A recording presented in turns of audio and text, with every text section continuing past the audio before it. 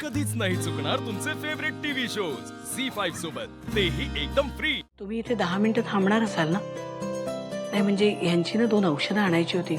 तुम्ही थांबलात तर पटकन घेऊन येते. अहो, असं काय करता वहिनी? मला सांगा ना, मी घेऊन येतो. नाही नाही मीच आणते. फक्त तुम्ही 10 मिनिटं यांच्याबरोबर गप्पा मारत बसा. हा बरं बरं ठीक आहे, या जाऊन. अहो येऊ जाऊन उतरू नका इथून. अगं नाही, हा त्याला उतरू देऊ नका. हा? अहो नाही नाही, काळजी करू नका.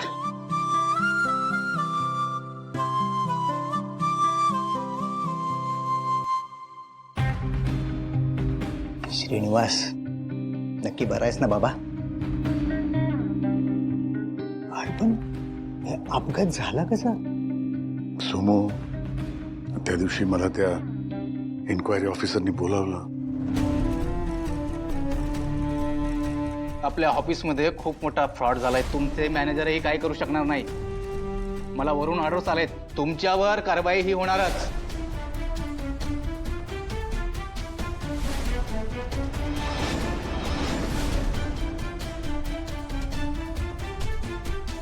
बाप रे, भयंकर झालं रे. बर तू वहिनींना नोकरीविषयी सांगितलंस का नाही? नाही अजून. अजून नाही? अरे, कशाची वाट बघतोयस तू? लवकरात लवकर सांगून टाक. त्यांना बाहेरनं कुठनं तरी कळालं ना तर त्यांना खूप वाईट वाटेल रे.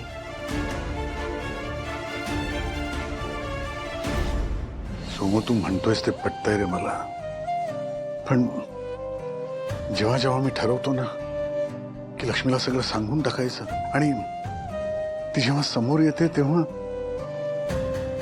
मला सुचतच नाही रे काही. म्हणजे तोंडातून शब्दच बाहेर पडत नाही. तिला किती वाईट वाटेल, हा धक्का ती पचवू शकेल का, असे विचार मनात येतात आणि काही सांगायचा धीरच होत नाही मला. हे श्रीनिवास, तुला धीर गोळा करावा लागेल. अजून किती वाट बघणार आहेस तू? बघ, काल तू बेशुद्ध होतास. काल ऑफिस मधले साहेब आले होते, मी होतो. बर, त्यांनी तसं काही सांगितलं नाही, ही गोष्ट वेगळी. अरे त्यांनी पुढे चौकशी करताना वहिनींना सांगितलं तर तू काय करशील? तुझं म्हणणं बरोबर आहे सोमू, पण म्हटलं ना तुला, लक्ष्मीला हे सगळं सांगायची हिंमत नाहीये माझ्यात. अरे असं काय करतोस तू? हिम्मत करावी लागेल तुला.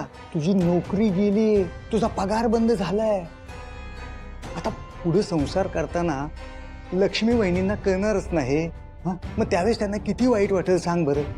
हे बघ, माझं म्हणणं असं आहे, त्यापेक्षा तू त्यांना सांगून टाक की तुझी नोकरी गेली. अरे